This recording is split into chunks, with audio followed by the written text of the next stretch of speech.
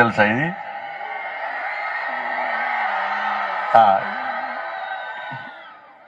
ఇది ఏం గిఫ్ట్? ఏం గిఫ్ట్? మోడీ గిఫ్ట్ అవునా కదా? మోడీ గిఫ్ట్ కదా? ఏం గిఫ్ట్? మరి ఢిల్లీలో ఉన్న మోడీ గారు గిఫ్ట్ ఇచ్చినప్పుడు మరి మోడీ గారికి మీ భారత్ మాతకి జై వినవడం లేదా? రెండు చేతులు పైకెట్టి గట్టి అందామా లేదా? అందామా? భారత్ మాతాకి ఇంకా లేదన్న మజా లేదు. భారత్ మాతాకి, భారత్ మాతాకి. అందరికీ నమస్కారం.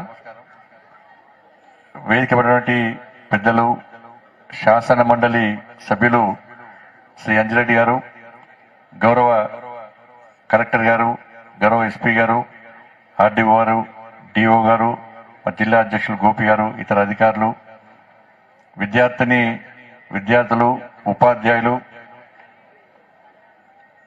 అదేవిధంగా పాత్రికేయ మిత్రులందరూ కూడా హృదయపూర్వక నమస్కారాలు. ఎక్కువసేపు మాట్లాడే ఎందుకంటే ఎండ కొడుతుంది బాగా. సైకిల్ దొక్కుతారు కదా, వాళ్ళ లైసెన్స్ ఉందా మీకు? లైసెన్స్ లేకుంటే ఎస్పీఆర్ పట్టుకుంటారు. కానీ సైకిల్ తొక్కొస్తుంది అందరికీ. సైకిల్ తొక్కొస్తేనే తొక్కాలి, తొక్కనప్పుడు వెళ్ళి నడుచుకుంటూ తీసుకుపోవాలి. వీళ్ళందరికీ వాటర్ బాటిల్ ఇచ్చిదా? ఉన్నాయా? చేతులు ఉన్నాయా? చూపడు. నువ్వు ఖాళీ వాటర్ చూపడుతున్నావు. మళ్ళీ వాటర్ బాటిల్ ఇది, మళ్ళీ ఏంటి అందరికి ఎండ కొడుతుంది బాగా. కాబట్టి మోడీ గారి యొక్క ఆలోచన మేరకు ప్రతిసారి ఈ పార్టీ ఆ పార్టీ అని కాకుండా పార్లమెంట్ సభ్యులందరి యొక్క సమావేశంలో మోడీ గారు చాలా సందర్భాలు చెప్తూ ఉంటారు. విద్య, వైద్యం విషయంలో ప్రతి పార్లమెంట్ సభ్యులు ప్రత్యేక శ్రద్ధ చూపెట్టాలి, అవసరమైన సహాయ సహకారం చేయాలి, వాటి అభివృద్ధి విషయంలో ప్రత్యేకంగా ముందు ఉండాలని చెప్పి నరేంద్ర మోడీ గారి యొక్క ఆలోచన, వారి యొక్క స్ఫూర్తి మేరకు, వారి యొక్క ఆదేశాల మేరకు మీరందరూ కష్టపడి గెలిపించినటువంటి పార్లమెంట్ సభ్యుడిగా ఈరోజు నేను తృణమో పడమో ఒక ఉడతా భక్తిగా ఈ సహకారం చేస్తున్నా, ఈ కార్యక్రమాన్ని ముందు తీసుకొచ్చే ప్రయత్నం చేస్తున్నా. ఇది పెద్ద కార్యక్రమం కాకపోవచ్చు, కానీ ప్రభుత్వ పాఠశాలలో చదివేటువంటి 10th గర్ల్స్ కు బాయ్స్ కు ఇంతవరకు మీకు సొంత ఆస్తి లేదు. కానీ మొట్టమొదటి సొంత ఆస్తి సైకిల్ రూపకంగా బండి సంజయ్ మీకు అందిస్తున్నాడు. ఇదే మొట్టమొదటి ఆస్తి మీకు. మొన్న కరీంనగర్ లో సైకిల్ మనం పంపిణీ కార్యక్రమంలో ఒక అమ్మాయి వచ్చింది. సార్, నేను 8th క్లాస్ నుంచి మా నాన్న దగ్గర గొడవ చేస్తున్నా సార్, సైకిల్ ఇవ్వాలి సార్, కానీ మొట్టమొదటిసారి మోడీ గిఫ్ట్ నాకు వచ్చింది సార్ అన్నారు.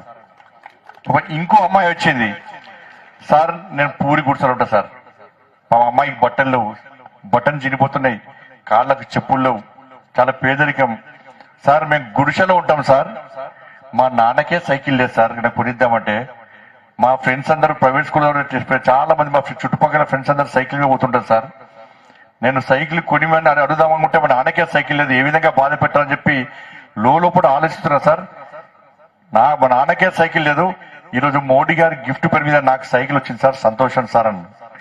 మరి సైకిల్ నీకు గవర్నా మీ నాన్నకు గవర్నా అంటే, సార్ డే మొత్తం నేను దొరుకుతాను సార్, స్కూల్ కూడా నేను తీసుకుపోతా సార్, సాయంత్రం మాత్రం మా నాన్నకి ఇస్తా సార్ అంటుంది.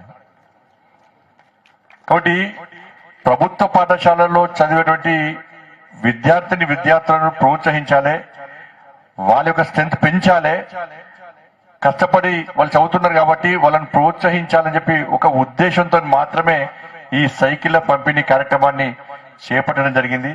ఇవాళ ఉదయం బయలుదేరుతారు మీరు, స్పెషల్ క్లాసెస్ ఉంటాయి 10th క్లాస్ వాళ్ళకు, ఈవినింగ్ స్పెషల్ క్లాసెస్ ఉంటాయి, మార్నింగ్ ఆటోలో పోయే స్తోమతం నాకు లేదు, ట్రాన్స్పోర్టేషన్ సరిగా ఉండదు, మార్నింగ్ క్లాసెస్ మిస్ అవుతారు, ఈవినింగ్ క్లాసెస్ మిస్ అవుతారు, దీనివల్ల డ్రాప్ అవుట్స్ ఎక్కువైతున్నాయి.